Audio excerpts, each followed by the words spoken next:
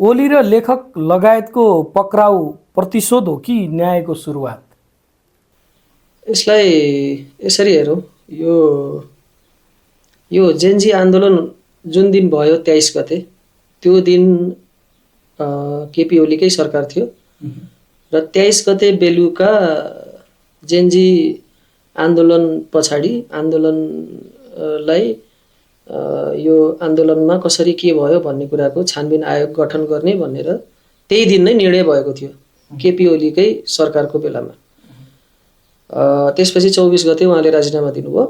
त्यसपछि सुशीला कार्कीको सरकार बन्यो र जुन निर्णय उहाँहरूले गर्नुभएको थियो त्यसैको कार्यान्वयनको आधारमा छानबिन आयोग चाहिँ गौरीबहादुर कार्कीको अध्यक्षतामा गठन गर्नुभयो र जुन गौरीबहादुर कार्कीको आयोगले जुन छानबिन प्रतिवेदन तयार पार्यो, भर्खरै आएको हो, त्यो चुनाव पछाडि नै आयो हैन। त्यो प्रतिवेदनमा चाहिँ निवर्तमान प्रधानमन्त्री केपी ओली, त्यसै गरी गृहमन्त्री रमेश लेखक र आइजिपी खापुङलाई चाहिँ 3 देखि 10 वर्षको सजाय माग भनेर प्रतिवेदनमै लेखेको छ।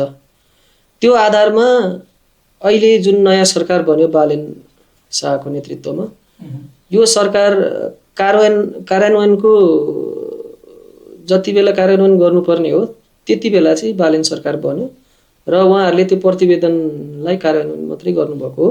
त्यसमा राजनीतिक प्रतिशोध अथवा अरू केही देखिँदैन। यो कानुन सम्मत नै छ जस्तो देखिन्छ। कानुन सम्मत देखिएकोले यो कुराको टुङ्गो लगाउने काम अदालतले गर्छ। उहाँहरूले शनिबार बिहान समात्नु भएको थियो। त्यस्तै आइतबारतिर यो कुराको छिनोफानो भइहाल्छ। अदालतको डिसिजन आइसकेपछि उहाँहरूले के भन्नुहुन्छ त्यो अनुसार नै चल्ने हो। यसमा सरकारको कुनै हात रहँदैन त्यसपछि। त्यसो भए यो आज यसको छिनोफानो होला अवश्य पनि। आज हुन्छ।